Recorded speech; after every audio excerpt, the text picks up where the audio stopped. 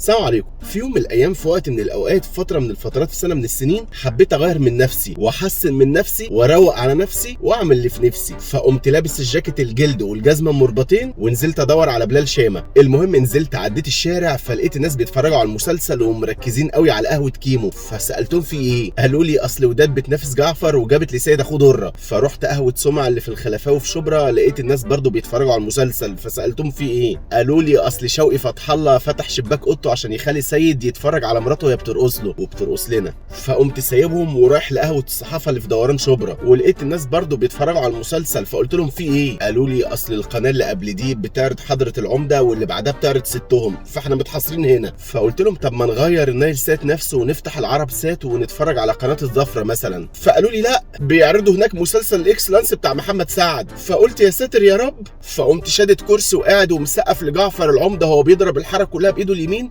وحاضن زينه بايده الشمال. وحقيقه انا معترف ان المسلسل السنه دي مشوق وكل الناس بتتفرج عليه، ويبقى الاعلى مشاهده في واتشت وشاهد الخليج ومواقع الافلام وفي مجموعه حسن الغفير لسرقه وصلات الدش. وده لان محمد سامي المخرج والمؤلف والسيناريست العمل الخاص بيه بيتميز بالواقعيه الشديده والاحداث الحقيقيه اللي ممكن تحصل في كل بيت عادي وفي كل شارع. فتلاقي مثلا محمد سامي في المسلسل شايف ان مش مهم وجود الشرطه، هو مش معترف بوجود الشرطه في المسلسل، كل حاجه ماشيه تحت اماره جعفر العمده. لسه هنتعب الناس بقى ونجيب لهم لبس شورت ابيض عشان الصيف واسود عشان الشتاء؟ كده كده جعفر العمده موجود بناسه، هو اللي بيقاضي، هو اللي بيحاكم، وهو اللي بيضرب وبيعاقب. اصل ده جعفر العمده يعني. محمد سامي عشان يعمل محضر بدل فائد ما بيروحش الاسم، بيروح لمحمد رمضان في اللوكيشن. ومفيش قانون في المسلسل ده تقريبا، القانون الوحيد اللي موجود في المسلسل بتعزف بيه فرقه عزيزه الرقاصه. اصل احنا اهم حاجه عندنا هي ابهار المشاهد. محمد سامي كمان بيحب يجيب قصص جديده، عنده كرياتيفيتي في الافكار. فتلاقي المسلسل بيتكلم عن شخص كل النساء بيعشقوه، كل الرجاله بيحسدوه، كل الاطفال بيهابوه، وكل البشر بيعرفوه نفسهم يتعرفوا عليه. وبعد كده بتبدا مرحله الانكسار ومستواه بيقع. محمد رمضان السنه دي بيقدم لنا شخصيه الجنيه المصري. ومن الاشياء الجميله برضو اللي مفتقدينها في المسلسل هي الرجوله. يعني تخيل شوقي فتح الله يخلي سيد يتفرج على مراته وهي بترقص وهو مبسوط عادي، ما هي مراته هي كمان. ومرات الحاج حماده فتح الله واولادها الاثنين والابتسامه ماليه نص وشهم وهم مبسوطين ان شوقي متجوز واحده كانت عايشه في الحرام مع راجل لمده 7 شهور. وبعد كده كريم فتح الله بيهزر مع اخوه ليله دخلته ويقول له بيتني معاك انت ومراتك، اقدم لكم العيله الفجره. المهم بعد ما المسلسل خلص بدانا على القهوه نقلب في القنوات كده، فلقيت مسلسل الامام الشافعي بيتعرض، وهو من نوعيه المسلسلات اللي انا حابب وجودها في رمضان عشان الناس يبقى عندهم خلفيه عن شخصيه زي الامام الشافعي. واثناء مشاهدتي للمسلسل وجدت الممثل خالد النبوي وهو بيجسد شخصيه الامام الشافعي وهو بيدافع عن طفل صغير ويبتسم للشخص الذي يطارده ويقول معلش. ايه الامام الشافعي بيقول معلش؟ ده في شرع مين ده؟ انا كنت بتفرج بعد كده على مشهد خناقه هند مع خالها اللي مش راضي يجوزها عمرو السكندري، فحسيتها هتتعصب عليه وتقول له شت. اصل احنا اهم حاجه عندنا هي ابهار المشاهد. المهم فجاه كده مره واحده لقيت القهوه كلها بتهيص وبتسقف وبيبوسوا وبيحضنوا بعض. فقلت لهم ايه، مسكوا بلال شامه؟ قالوا لي لا، مسلسل علاقه مشروع خلص والحمد لله مش هنشوف مي عمر بتمثل تاني. وانا كان نفسي اعمل جزء تاني للمسلسل واسميه علاقه غير مشروعه واتكلم عن علاقه مي عمر بالتمثيل. والمسلسل فعلا ما فيهوش احداث،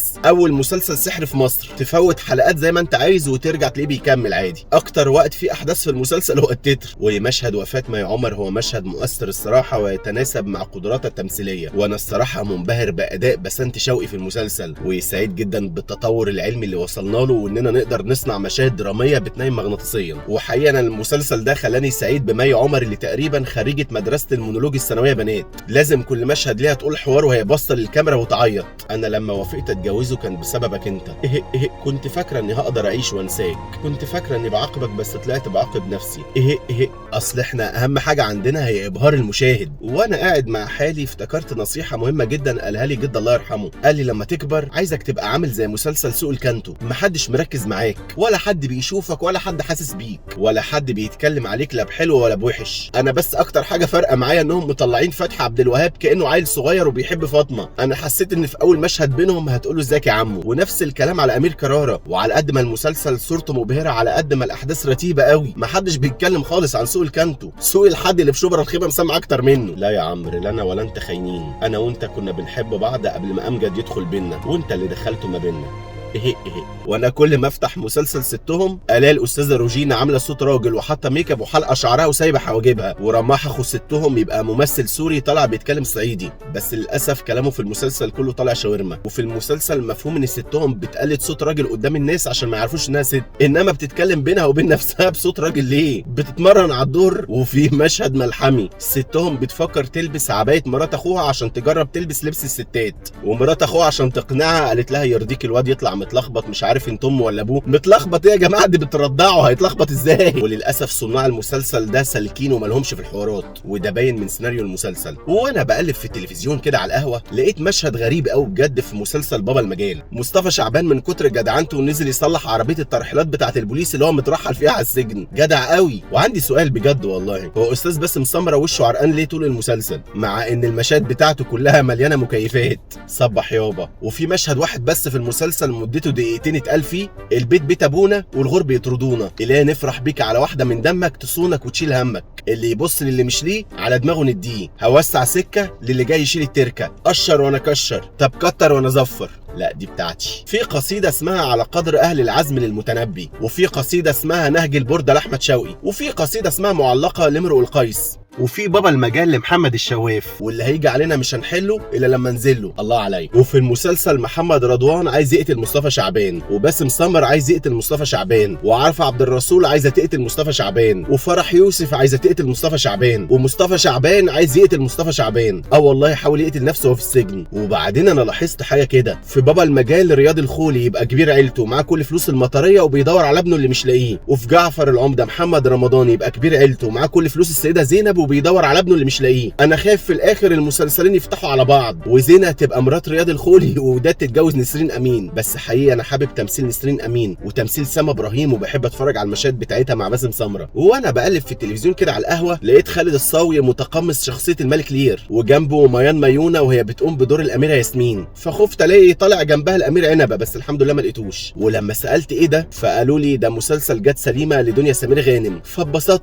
وقلت اتفرج، فاتبسطت اكتر الصراحه. الصح مبحم بوه، ادي الواد لابوه، يا عين الواد هيعيط، شيل الواد من الارض. ويا جماعه انا جاي اسير الجدل واقول ان دور منى زكي السنه دي من وجهه نظري هو احسن دور اتمثل في رمضان ده. المسلسل فعلا قوي وفيه تمثيل حلو قوي من منى زكي ومحمد دياب والناس كلها، فكان لازمته ايه بس يا استاذه منى الانحراف عن مسار الدراما بتاعتنا. ويا جماعه في حاجه مهمه برضو، منى زكي عملت حاجه ما حدش عملها قبل كده، لا حاجتين، مثلت في فيلم فيه سب دين وخلت سنانها لونها اصفر عشان تبان واقعيه بعيدا عن الهوليوود سمايل. هي صحيح رجعت ابيض تاني في الحلقه اللي بعد كده، بس يكفي شرف المحاوله، اصل احنا اهم حاجه عندنا هي ابهار المشاهد. وانا باجي على نفسي عشان اتفرج على مسلسل حضره العمده لقيت الاستاذه روبي بتزعق وبتقول له حسام داغر شوف لي اي اتنين من اللي شغالين عندك في السايبر ليل نهار، الفنانه لوبي. وبجد نفس المفكر القدير ابراهيم عيسى يعرف الفرق بين المقال الصحفي وبين المسلسل وبين حضره العمده، لانه مش مسلسل برضه. بيقول لك زمان ابراهيم عيسى لما كان شغال في الصحافه ما كانش بيحب يعمل مع حد حديث صحفي عشان مش مؤمن بالاحاديث. وانا عجبني تمثيل منى شلبي في تغيير جو قوي وتمثيل شيرين جدا، بس المسلسل رتمه بطيء سنه. انا نفسي قوي اشيل عمه احمد ماهر في مسلسل المداح وهرش له في شعره. نروح بقى لنجم الراب الفنان الصعيدي احمد العوضي في مسلسل ضرب نار. وانا بفتح المسلسل لقيت الاستاذه قاعده مع الاستاذ وبتقول له طارق انا الديلر بتاعي اتحبس هذكر منين بعد كده، فهو بيرد عليها في منتهى الرومانسيه وبيقول لها ما تقلقيش انا هلاقي ديلر تاني نذكر منه، عايزين تذكروا اذكروا ربنا يمكن ربنا يبارك لكم كده في حياتكم. والمفروض بقى ان احمد بدير بيقرر انه يصطفى احمد العوضي ويخليه الراجل بتاعه في السجن عشان حس انه قوي وهيفيده، لكن هتلاقي ان جابر اتضرب في السجن وكان هيموت واحمد بدير هو اللي وقف معاه، ولما خرج جاب له عربيه وسلاح وفلوس وسواق. تقريبا جابر يبقى ابن احمد بدير اللي تاه بقاله 19 سنه. هدى الاتربي،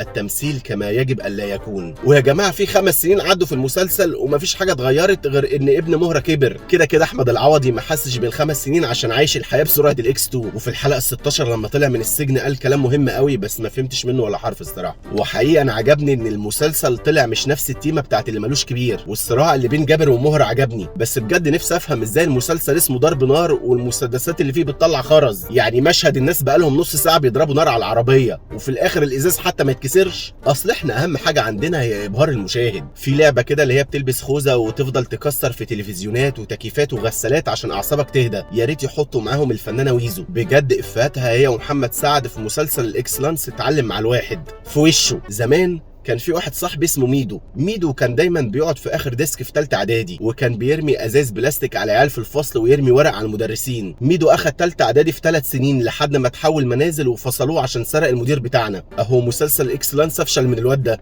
اما بقى بالنسبه للناس اللي بتهاجم مسلسل الاجهر، فاحب اقول لهم حرام عليكم يا جماعه نحكم على المسلسل من اول 30 حلقه، وده يا جماعه مش مسلسل، لا ده اعلان جيم. وانا عجبني في المسلسل ده تمثيل ناهد السباعي واحمد صفوت ومحمد جمعه وفليكس الفقدان اللي ما زالوا بيسرقوا كلماته وبيحطوها حكم واشعار في المسلسل. ما تجيش عليا عشان ما اجيش عليك واذيك، وما تلعبش لعبه اخرها كارت. ما تجيش عليا عشان اذيك، تعملش نمره واخرها كارت. غور من وشي يا شريف، غور من وشي عشان انا مش طايقه نفسي وممكن اعمل فيك مصيبه. غور من وشي، غور. اما بالنسبه لمسلسل سر الباتع، فانا اخيرا عرفت سر السلطان حامد، وهو ان ازاي احمد فهمي عامل بطوله، وانا شايف ان هو وريم مصطفى محتاجين يتعرفوا على التمثيل اكتر شويه في المسلسل. هدى الاتربي، التمثيل كما يجب الا يكون. نروح بقى لمسك الختام، المسلسل الجبار، الاعصار، الكسار الذي لا يشق له الغبار، وهو مسلسل جميله للفنانه ريهام حجاج. انا اكتر حاجه مجنناني في مسلسل جميله انهم ناسين انها رئيسه نيابه، يعني هشام جوز اختها عايز يكتفها ويمضيها على تنازل بالعافيه، وامها واخوها عايزين يدمروها، وعبير صبري ويسرى اللوزي ملففينها حوالين نفسها. ده لو رئيسه مكتب العمل بتاع شبرا هيبقى ليها سلطات عن كده. ازاي نقدر نحمي نفسنا من شريف اللي ممكن يزور ورق ليه علاقه بالراجل اللي جاي يقول ان ابويا؟ لا دي ريهام حجاج مش مي عمر. انا شايف انهم ممكن يعملوا عمل واحد مع بعض مثلا ويبقى اسمه القبول بتاع ربنا، ومسلسل جميله عباره عن 5 حلقات عبير صبري بتطرد فيهم هاني عادل في كل حته وعايزه ترجع له،